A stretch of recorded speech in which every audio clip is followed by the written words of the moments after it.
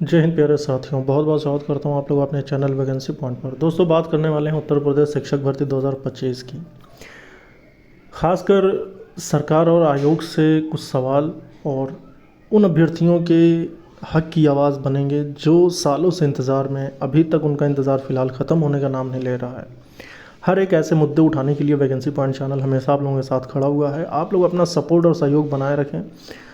आप लोगों को आज मैं कुछ सच्चाइयों से भी आगाह करने वाला हूं और ख़ासकर उन मुद्दों को उठाने वाला हूं जो कोई भी नहीं उठाता। हर एक सवाल को उठाएंगे, हर एक मुद्दे को उठाएंगे, सरकार तक पहुंचाएंगे और अपने हक की लड़ाई में आप लोगों के साथ खड़े रहेंगे। आप लोग अपना सपोर्ट और सहयोग ज़रूर बनाएं जिससे कि हमें मोटिवेशन मिल सके और आप लोगों की आवाज़ मैं उठाता रहूं। फिलहाल बात करेंगे कि आखिर अब किस प्रकार से सरकार जो है वो चीज़ों को, मतलब ऐसे कि जब कोई भी चीज़ की आवश्यकता है, ज़रूरत है, उस चीज़ को किस तरीके से पूरा कर रहा है, इस चीज़ को भी देखेंगे। और फिलहाल कितने पद खाली हैं, कहाँ कहाँ से क्या चीज़ें जो हैं आ रही हैं, तमाम हर तरह के मुद्दे पर इस वीडियो को मैंने बनाया है और कुछ चीज़ों को आपको मैं दिखाने भी वाला हूं। तो वीडियो के अंत तक बने रहिएगा अगर आपको हर एक सवाल का जवाब चाहिए तो। फिलहाल एक स्थिति की बात करेंगे उत्तर प्रदेश में जो शिक्षक भर्ती की बनी हुई है, जिसमें सबसे ज़्यादा लेट लतीफ़ी हुई, जिसमें सबसे ज़्यादा विलम्ब हुआ, जिसमें सबसे ज़्यादा अभ्यर्थी जो है, जिसका सबसे ज़्यादा अभ्यर्थियों ने इंतज़ार किया। सबसे बड़ा मुद्दा है उत्तर प्रदेश में शिक्षक भर्ती का। अब आपको मैं बता दूं कि अतिरिक्त भार सौंपकर शिक्षक कमी पूरी कर रही है सरकार। लाखों पद खाली हैं लेकिन भर्ती करने का इरादा बिल्कुल भी नज़र नहीं आ रहा है। प्राइमरी से लेकर इंटर कॉलेज तक सभी अभ्यर्थी हैं परेशान। क्या अब नई शिक्षक भर्ती नहीं आएगी? आखिर क्या है सरकार की मंशा? सीधा पूछेंगे सरकार और आयोग और बोर्ड से सवाल। जितने भी सभी शिक्षक अभ्यर्थियों से मैं अपील करूंगा, विनम्र निवेदन करूंगा कि आप लोग अपने ही हक की आवाज़ के लिए अब इकट्ठा हो जाएं, अपनी एकता की शक्ति दिखाएं। तो आइए सबसे पहले हम दिखाते हैं आपको कि आखिर उत्तर प्रदेश में शिक्षक भर्ती की क्या स्थिति है, उसके बाद सरकार किस तरह से अपना काम चला रही है शिक्षकों से। फिलहाल देखेंगे पूरी अपडेट, पूरी खबर। यहाँ पर देख सकते हैं मेरे भाई, साफ तौर पर जो चीज़ें न्यूज़पेपर के माध्यम से हम तक पहुँची हैं, उसके बाद हम बताएंगे कि आखिर आयोग में ऐसी कौन सी चीज़ें हैं जो आपको जानना बेहद ज़्यादा ज़रूरी है। स्कूलों में शिक्षकों के 50% पद खाली पड़े हैं कि अगर किसी शिक्षक में 10 शिक्षक हैं तो वहाँ पे आवश्यकता है 20 शिक्षकों की। मतलब साफ तौर पर अगर देखा जाए तो काफ़ी बड़ी संख्या में उत्तर प्रदेश में शिक्षकों के पद खाली हैं। पढ़ाई भी इससे हो रही प्रभावित। अब उसके बाद पूरी न्यूज़ देखेंगे तो जिसमें साफ तौर पर लिखा है, ये उत्तर प्रदेश की खबर है। प्रदेश भर के 4512 सहायता प्राप्त माध्यमिक स्कूलों में 25,000 से अधिक शिक्षकों के पद खाली हैं। हिंदी, अंग्रेजी से लेकर गणित, साइंस समेत दूसरे विषय के विशेषज्ञ शिक्षकों की भारी कमी है। लखनऊ के स्कूलों में शिक्षकों के 50% पद खाली हैं। इसका असर बच्चों की पढ़ाई पर पड़ रहा है। स्कूलों में छात्र संख्या घटकर 1/4 से भी कम रह गई है। दोस्तों, जब सरकार ने एक मुहिम छेड़ी है, मुहिम में ये जो है सामने आया कि जिस भी स्कूल या कक्षा में 5 विद्यार्थियों से कम होंगे उसमें सरकार उन शिक्षकों पर कार्रवाई करेगी। अब मुझे आप बताएं कि जहाँ पर पर्याप्त शिक्षक नहीं है, पर्याप्त क्लास में जाने के लिए शिक्षक मौजूद नहीं है, वहाँ पर कौन से ऐसे अभिभावक हैं या पेरेंट्स हैं जो अपने बच्चों को भेजेंगे। जहाँ पर एक सही शिक्षा की व्यवस्था नहीं है, जहाँ पर प्रॉपर जो है कोई भी चीज़ का एक प्रॉपर वे नहीं है, कोई भी चीज़ जो सही ढंग से वहाँ पे होनी चाहिए थी, ना शिक्षा के लिहाज से, ना किसी भी फैसिलिटी के लिहाज से। क्योंकि आज शिक्षा का जो एक मॉडर्न रूप देखने को मिल रहा है, अगर वो सरकारी स्कूलों में नहीं है तो कोई भी अभिभावक अपने बच्चों को वहाँ क्यों भेजेगा।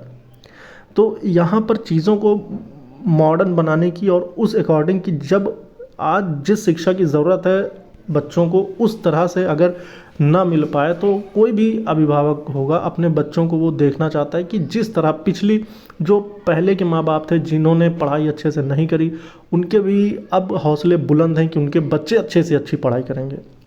और जब भी बात अच्छे से अच्छी पढ़ाई की आती है तो हर एक माता पिता अपने बच्चों के लिए प्राइवेट स्कूल को ही तरजीह देता है। तो यहाँ पर चीज़ें साफ़ हो चुकी हैं कि शिक्षकों की कमी की वजह से अभ्यर्थियों, मतलब कोई भी अभिभावक अपने बच्चों को स्कूलों में दाखिला नहीं करवा रहा है। वहीं बता दें कि स्कूलों में छात्र संख्या घटकर 1/4 से भी कम रह गई है। यही वजह है कि यूपी बोर्ड 10वीं और 12वीं के परीक्षा परिणामों में गिरावट आई है। माध्यमिक शिक्षा निदेशालय की ओर से शिक्षकों के खाली पदों का ब्यौरा शासन को भेजा गया है। वहीं उत्तर प्रदेश माध्यमिक शिक्षा संघ एकजुट ने निदेशालय और शासन के अधिकारियों से शिक्षकों के खाली पद भरने की मांग उठाई है। उत्तर प्रदेश माध्यमिक शिक्षा संघ एकजुट के प्रदेश अध्यक्ष सोहनलाल वर्मा का कहना है कि प्रदेश भर सहायता प्राप्त माध्यमिक स्कूलों में सहायक अध्यापक टीजीटी के स्वीकृत इतने पद में से 20,999 पद खाली हैं, सोचो। और उसके बाद वहीं अगर बात करें तो जो लेक्चरर के पद हैं वो भी लगभग 4700 पद खाली हैं। और उसके बाद 2833 तो प्रधानाध्यापक हेड मास्टर के पद खाली हैं।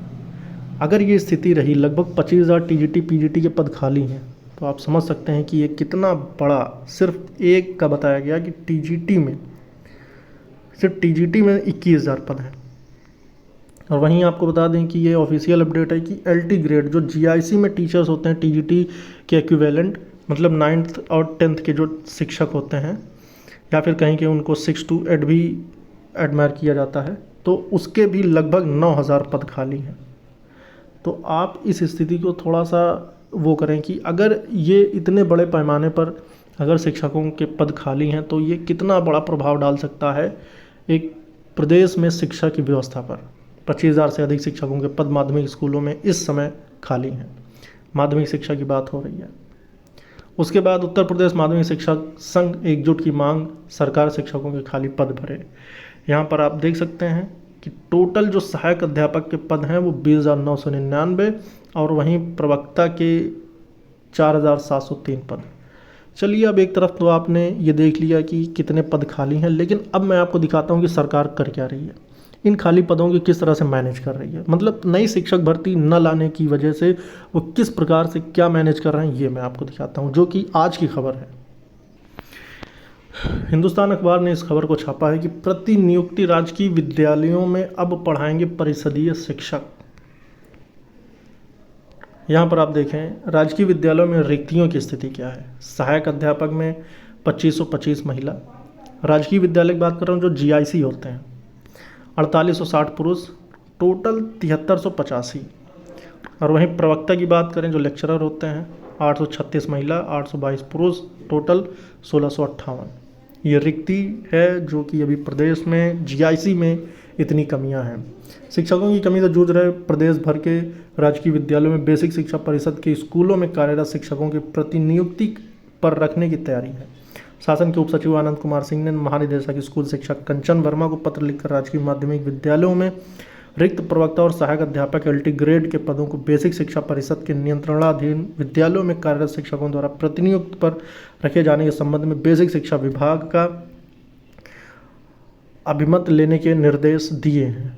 मंत्रिपरिषद के अनुमोदन के बाद माध्यमिक शिक्षा विभाग की ओर से पूर्व में 21 अगस्त 2017 को इस संबंध में शासनादेश जारी किया गया था।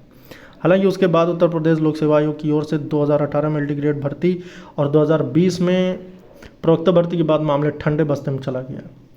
पिछले 7 साल से सहायक अध्यापक के 5 साल से प्रवक्ता पद नहीं होने के कारण प्रदेश के 2460 राजकीय विद्यालयों में शिक्षकों के 9000 से अधिक पद खाली पड़े हैं।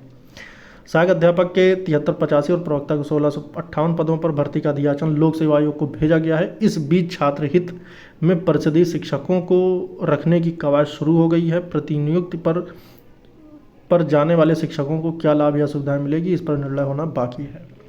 तो दोस्तों, ये है स्थिति। आखिर किस तरह से चीज़ें काम चलाई जा रही हैं। खाली पद होने के बावजूद भी अगर भर्ती नहीं कर पा रहा है आयोग या सरकार की ऐसी कोई मंशा नहीं है, तो इसका जिम्मेदार कौन है? इसका जिम्मेदार साफ तौर पर वो लोग हैं जिन्होंने ऐसी चीज़ें, अब बहुत खुल के चीज़ें नहीं कह सकता, लेकिन फ़िलहाल मैं आप लोगों से यही कहना चाहूँगा कि आप लोग बिल्कुल एकजुट हो जाएं, एक साथ आवाज़ उठाएं, सरकार तक अपनी बात पहुँचाएं। जब तक हम एक साथ नहीं आएंगे तब तक हमारे लिए कोई भी कदम नहीं उठाया जाएगा।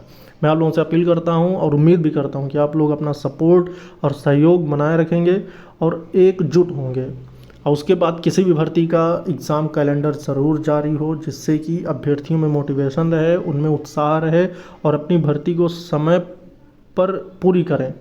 अपने परीक्षा की तैयारी अच्छे ढंग से करें जबकि एग्ज़ाम कैलेंडर जारी होगा, जिससे कि तमाम चीज़ें क्लियर होंगी, एक शेड्यूल पता होगा। तो ये बहुत ज़्यादा ज़रूरी है। आप लोग अपनी राय ज़रूर रखें और ज़्यादा से ज़्यादा सपोर्ट और सहयोग करें। इस वीडियो में दोस्तों फिर मिलेंगे दूसरी वीडियो में नई अपडेट के साथ। जय हिंद, जय भारत।